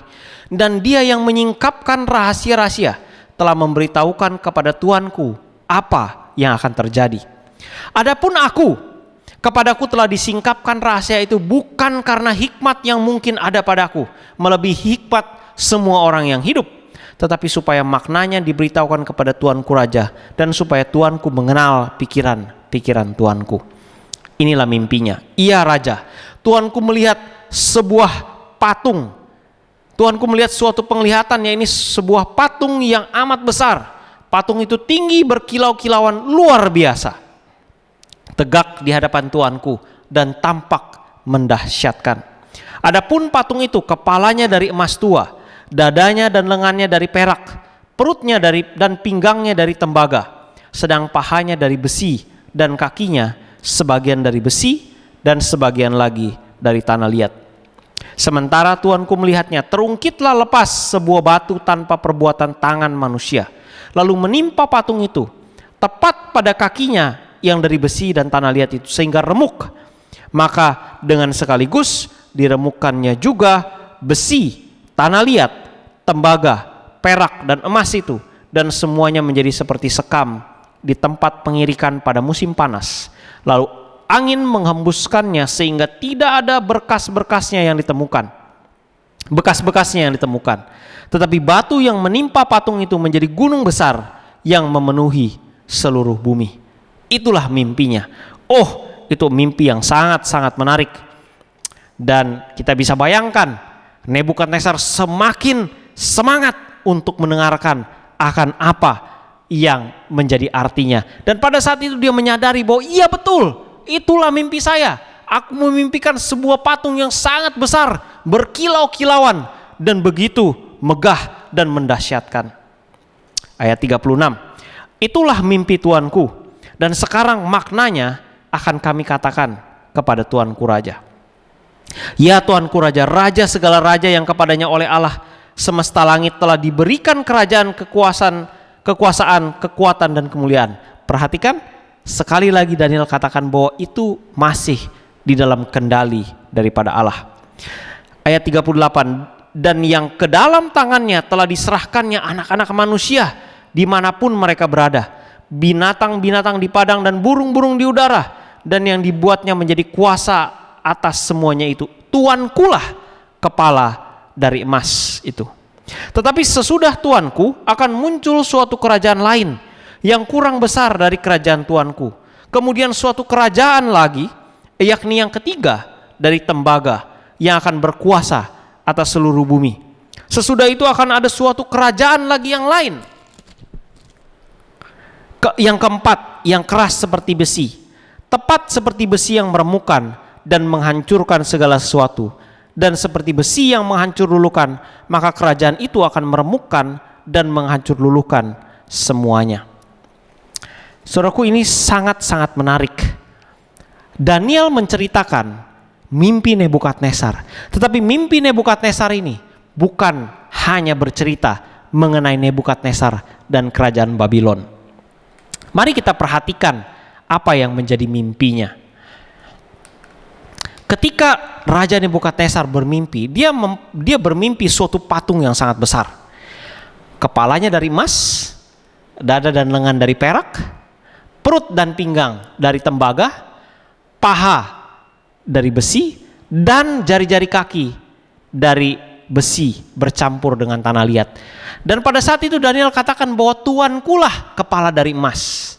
Tetapi sesudah tuanku akan ada kerajaan baru yang lain, yang akan timbul dan muncul setelah kerajaan Tuanku. Saudaraku yang terkasih dalam Tuhan, sejarah membuktikan bahwa apa yang menjadi mimpi Nebukadnezar itu terjadi. Pada saat itu ketika kita melihat akan cerita sejarah, kerajaan Babylon muncul menjadi kerajaan nomor 1 di tahun 605 sampai 539. Itulah yang dikatakan oleh Daniel di dalam Daniel 2 ayat 38, Tuankulah kepala dari emas. Dan ketika kita melihat akan kerajaan Nebukadnezar, kerajaan Babylon dari catatan sejarah, ada banyak sekali catatan sejarah yang mengatakan bahwa Babylon adalah kerajaan yang sangat besar, yang sangat megah. Dia diberikan banyak sekali pengetahuan-pengetahuan, berbagai macam kebudayaan, peralatan agama, ilmu pengetahuan, dan kesenian yang muncul dari kerajaan Babylon. Kebudayaan yang dihasilkan oleh peradaban Babilonia ini banyak sekali masih digunakan sampai saat ini, dan bisa dikatakan dia memberikan pengaruh yang sangat besar kepada kehidupan manusia. Sejarah juga mencatat, Herodotus seorang sejarawan Yunani, ya, dia menulis bahwa kerajaan Babylon dengan tembok-temboknya sangat besar. Babylon melampaui kemegahan daripada semua kota di dunia. Dia katakan bahwa tembok luarnya memiliki panjang sekitar 90 km dan tebal temboknya itu 24 meter. Tinggi tembok itu hampir 100 meter. Dan saking tebalnya bahkan bisa 2 kereta kuda berjalan bersamaan di atas tembok tersebut. Itulah Babylon yang begitu megah. Dan di tengah-tengah daripada kerajaan Babylon, benteng atau kerajaan Babylon itu mengalir sungai Efrat yang sangat deras. Mereka tidak pernah kekurangan. Beberapa sejarawan mengatakan bahwa mereka adalah kerajaan Babylon ini adalah kerajaan yang tidak bisa dikalahkan. Mereka bisa menyediakan makanan di dalam kerajaan ini bahkan sampai 20 tahun dan air cukup. Jadi ketika kerajaan ingin menghancurkan kerajaan yang lain, cara mereka menghancurkan adalah dengan cara mengepung dan menunggu sampai orang-orang di dalam kerajaan tersebut kehilangan atau kehabisan bahan makanan, dan mereka akan menyerah oleh karena mereka tidak dapat lagi makan. Tetapi tidak demikian dengan kota Babylon. Kota Babylon adalah suatu kerajaan yang sangat kuat dan persediaan makannya sangat lama. Dan kerajaan yang mau mencoba untuk menyerang mereka, ketika mereka mengepung, mereka tidak akan bisa bertahan lama. Sebab di dalam Babylon persediaan segala sesuatu sangat banyak. Tetapi sangat menarik, Daniel 2 ayat 39 katakan, sesudah Tuanku akan muncul kerajaan yang lain yang tidak sebesar daripada kerajaan Tuanku. Sejarah mengatakan suatu hal yang menarik, dan itu juga dicatat di dalam Daniel pasal 5 ketika Raja Belshazzar membuat suatu pesta yang sangat besar. Pada saat Raja Belshazzar di dalam Daniel pasal 5 yang nanti kita akan pelajari, raja ini sangat-sangat sombong dan dia sangat-sangat bangga bahwa dia tidak akan mungkin dikalahkan. Padahal saat itu mereka sedang dikepung oleh pasukan tentara Media Persia. Tetapi dia begitu pedenya, dia membuat pesta untuk 1.000 orang. Wah, dia makan-makan. Dan Anda tahu, pesta untuk 1.000 orang itu memerlukan makanan yang sangat banyak. Tapi dia tidak khawatir karena dia tahu bentengnya tidak akan mungkin jatuh. Tetapi nubuatan yang mimpi daripada Nebukadnezar, nubuatan itu menceritakan bahwa kerajaan Babylon akan digantikan. Dan di dalam Daniel pasal 5 di bagian ayat-ayat terakhir ada muncul tulisan tangan. Ya, Anda boleh baca, itu sangat menarik ceritanya.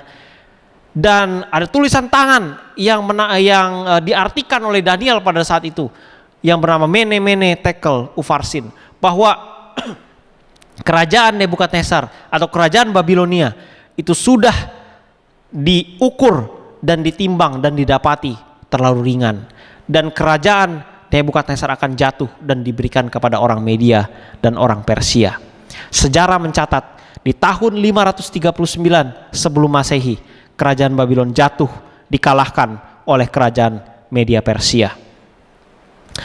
Menarik untuk dilihat bahwa catatan daripada nubuatan itu, bahwa suatu catatan yang sudah dicatat jauh sebelum sejarah itu terjadi, sudah dituliskan di dalam Yesaya 45 ayat 1. Jelas di sana dikatakan bahkan namanya, nama Raja Kores atau nama Raja Cyrus sudah dinubuatkan 150 tahun sebelum kelahirannya. Anda bisa bayangkan, 150 tahun sebelum raja tersebut lahir, Tuhan sudah kasih tahu sama Yesaya bahwa inilah raja yang akan mengalahkan kerajaan Babylon.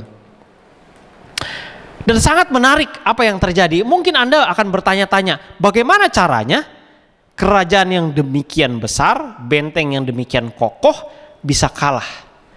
Nah, sejarawan mengatakan bahwa sungai yang melewati akan kerajaan Babylon ini, sungai Efrat ini, adalah sungai yang besar.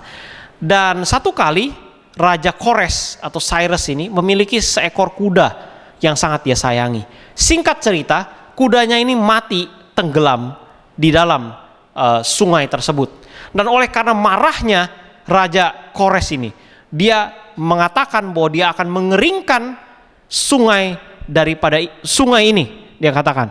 Jadi apa yang dia lakukan? Dia panggil semua pasukannya untuk membuat sungai-sungai kecil. Jadi sungai ini, sungai yang besar ini dia mulai pecah-pecahkan menjadi sungai-sungai kecil supaya airnya semakin lama semakin kering.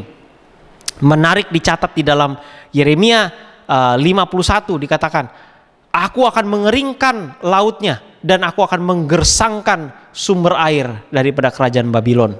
Pada saat sungai, air daripada sungai itu semakin lama semakin surut, Raja Kores melihat cara yang terindah untuk masuk ke dalam kerajaan Babylon. Dia melewati akan sungai yang sudah cetek, yang sudah tidak lagi dalam, dan akhirnya dia masuk ke dalam kerajaan Babylon dan akhirnya mengalahkan kerajaan Babylon tanpa pertumpahan darah. Itu tercatat di dalam tulisan catatan sejarah. Dan cerita itu tidak selesai di sana. Selanjutnya di dalam ayat 39 muncul satu kerajaan lagi. Kerajaan yang ketiga, kerajaan dari tembaga yang akan menguasai bumi. Saudara tahu bahwa sejarah mencatat kerajaan Media Persia dikalahkan oleh kerajaan Yunani yang rajanya adalah Alexander the Great. Alexander the Great adalah raja yang masih muda, tetapi dia dapat mengalahkan kerajaan Media Persia dan kerajaan-kerajaan yang lain di sekitarnya, dan dengan cepat menguasai seluruh dunia. Kerajaan Yunani muncul dari tahun 331 sampai tahun 168 sebelum Masehi. Anda bisa lihat dan Anda bisa cari sejarah ini, catatan sejarah ini. Anda bisa coba search di internet dan Anda dapatkan cerita ini. Bukankah Tuhan kita adalah Tuhan yang memegang kendali? Tuhan yang menunjukkan kepada kita bahwa dia tahu akan masa depan dan dia memegang akan seluruh dunia di tangannya. Setelah kerajaan Yunani, kita masuk kepada paha ya dan kaki dari besi. Ayat 40 katakan, sesudah itu akan ada suatu kerajaan yang keempat yang keras seperti besi, besi yang menghancur luluhkan semuanya. Itu melambangkan kerajaan Roma. Dan kita tahu Roma sangat-sangat kuat dengan peralatan dari besi. Segala sesuatu dari besi, ada kereta besi. Dan kita tahu di zaman Yesuslah kerajaan Roma berkuasa. Roma berkuasa dari tahun 168 sebelum Masehi sampai pertengahan abad keempat. Ada satu kutipan di sini dikatakan oleh seorang sejarawan, bagian dari patung yang terdiri dari logam emas, perak dan tembaga yang merepresentasikan kerajaan dan para rajanya secara sukses dipatahkan oleh kerajaan besi, yaitu Roma Ini dari Gibbon's Decline and Fall of the Roman Empire. Setelah kerajaan Roma, apakah ada kerajaan yang kelima? Apakah ada kerajaan selanjutnya? Ayat 41 menjelaskan, dan seperti tuanku lihat, kaki dan jari-jarinya sebagian dari tanah liat tukang periuk dan sebagian lagi dari besi. Itu berarti kerajaan itu akan terbagi. Sangat menarik bahwa mimpi itu menceritakan bukan kerajaan baru, tetapi kerajaan itu akan terbagi.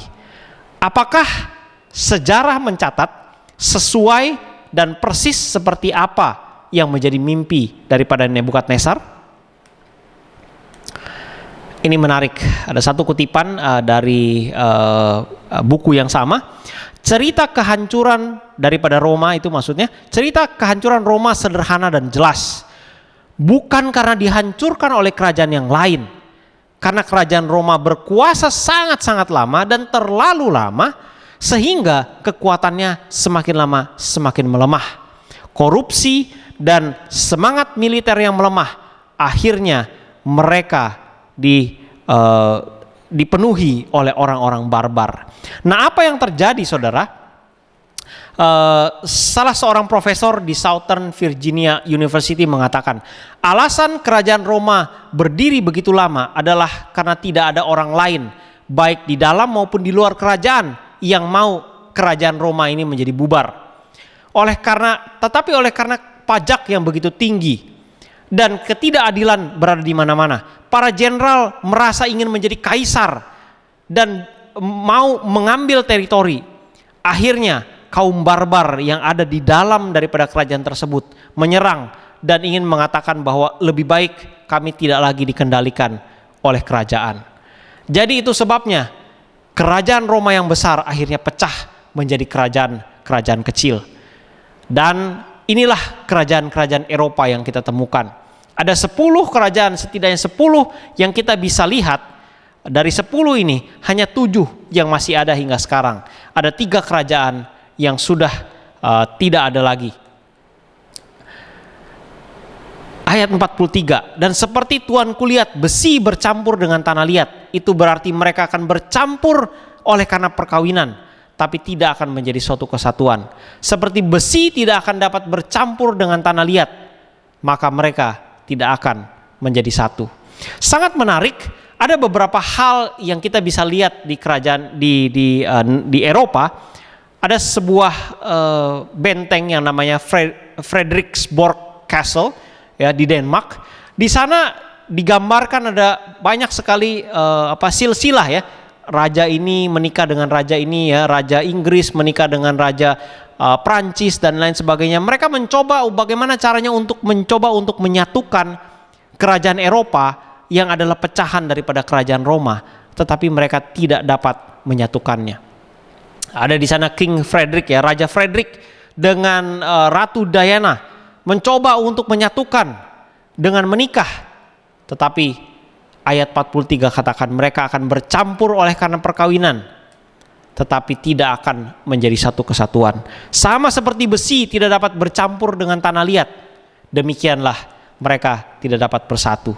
Dan setelahnya ada banyak sekali yang dilakukan oleh orang-orang yang ada di Eropa untuk mencoba untuk menyatukan kerajaan-kerajaan di Eropa ini menjadi suatu kesatuan.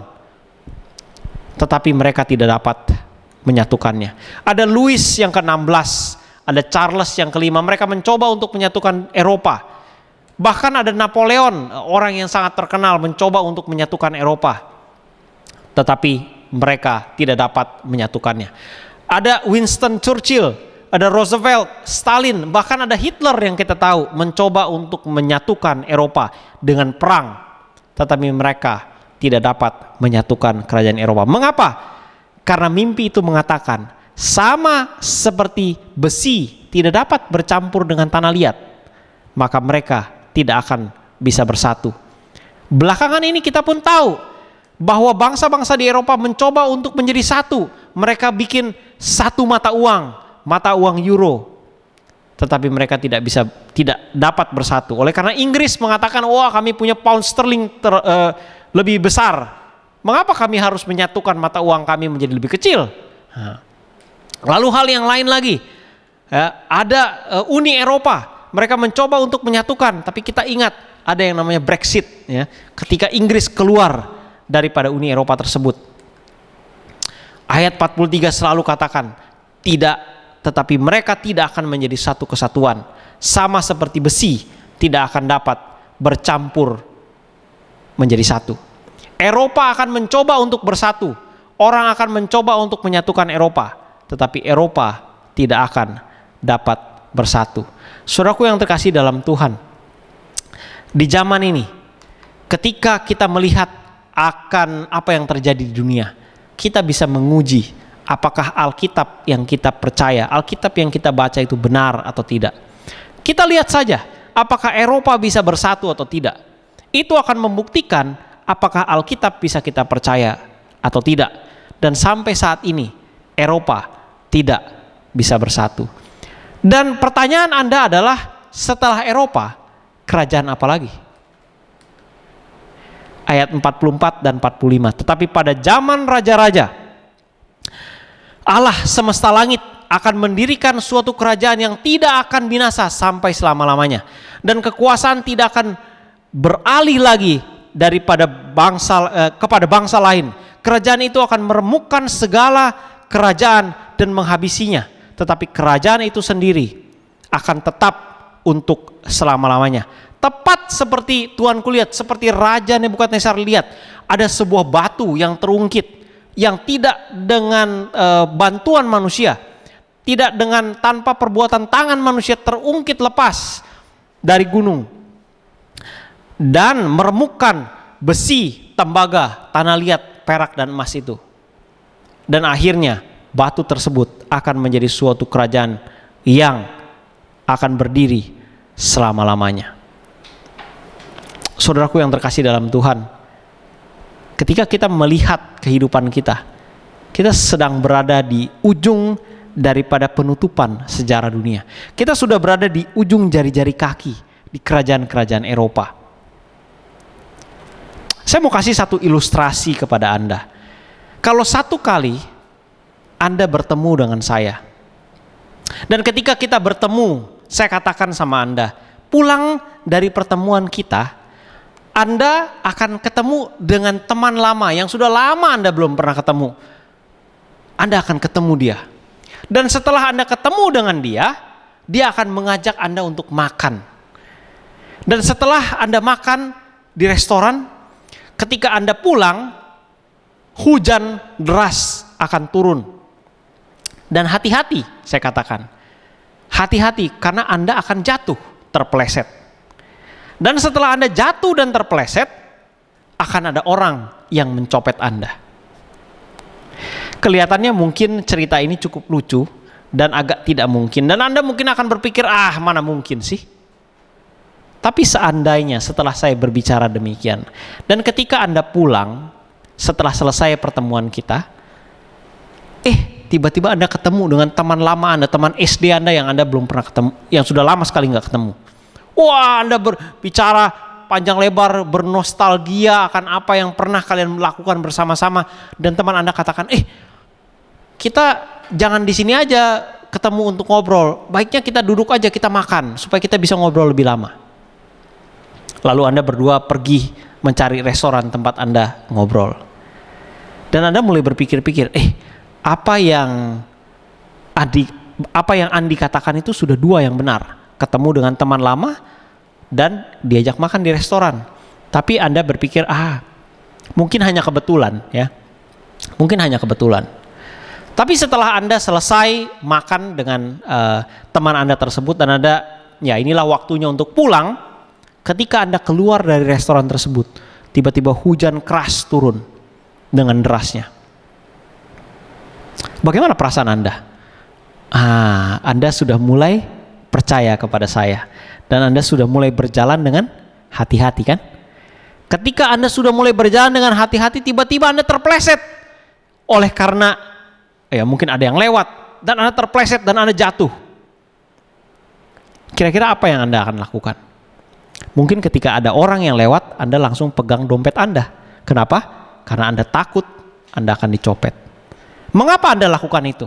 Karena Anda tahu bahwa ketika dari 5 hal yang saya katakan, 4 sudah terjadi, maka yang terakhir pasti akan terjadi. Saudaraku yang terkasih dalam Tuhan, inilah yang Tuhan sedang coba tawarkan kepada Anda dan saya. Apakah kita bisa membuat Tuhan sebagai sumber yang terpercaya? Apakah kita bisa mengambil Alkitab ini, cerita mengenai apa yang Tuhan ingin ceritakan kepada kita, dan menjadikannya sebagai sumber yang terpercaya? Tuhan tidak datang kepada kita dan memberikan kita untuk percaya dengan iman yang buta. Percaya saja, tidak usah perlu bukti, tetapi Dia memberikan bukti-bukti yang sangat cukup supaya kita bisa percaya kepadanya dan bergantung kepadanya. Dan ketika kembali ke cerita tadi, ketika Anda sudah mendengarkan saya mengatakan 5 hal yang terjadi kepada Anda, kira-kira apa yang Anda akan lakukan kepada saya? Saya yakin bahwa Anda akan cari saya dan bertanya kepada saya, apa lagi yang saya bisa tahu bercerita mengenai masa depan saya. Dan itu yang Tuhan juga inginkan, bahwa ketika Tuhan memberitahukan kepada kita akan hal-hal yang terjadi di kemudian hari, ada beberapa hal yang Tuhan mau coba berikan kepada kita. Yang pertama, supaya kita percaya, oleh karena ada bukti-bukti yang jelas yang menunjukkan bahwa firman-Nya itu bisa dipercaya. Yang kedua adalah bahwa ketika kita sudah percaya kepadanya, maka kita akan lebih mau mencari Dia dan mencari Dia dan mencari Dia, sebab kita tahu Dia memegang kendali terhadap seluruh dunia ini. Dan ketika kita memiliki masalah, Tuhan tahu jawaban daripada masalah-masalah kita. Dan ketika kita melihat akan pelajaran hari ini, Daniel 2 ayat 45 katakan, mimpi itu benar, firman-Nya itu benar, dan maknanya dapat dipercaya. Di akhir daripada pelajaran kita, ketika yang terbaik dari dunia tidak dapat memberikan kepada Anda jawaban, ketika yang terbaik dari dunia tidak dapat memberikan kepada Anda solusi, maukah Anda datang kepada Tuhan dan menjadikannya sebagai sumber yang terpercaya? Bahwa apapun masalah kita, apakah itu masalah penyakit, apakah itu masalah hubungan sosial, apakah itu masalah keuangan, apakah itu masalah hubungan kita dengan keluarga kita, kita bisa bawa itu dan tanyakan dan bawa kepada sumber yang terpercaya, yaitu Tuhan kita. Dan kalau itu yang menjadi keputusan Anda, saya mengundang Anda untuk kita tunduk kepala dan kita berdoa.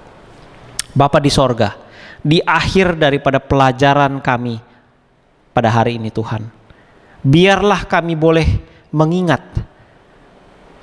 bahwa Engkaulah sumber yang terpercaya itu.